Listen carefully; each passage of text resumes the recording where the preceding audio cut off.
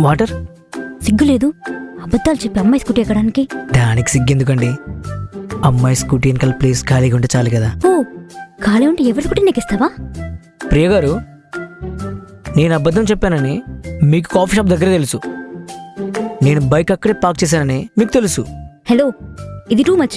నాకులే తెలుస్తుంది. నన్ను మీ బైక్ ఎక్కమన్నప్పుడు మీ scooty mirror నుంచి నా బైక్ని చూడలేదా? నిజం చెప్పండి.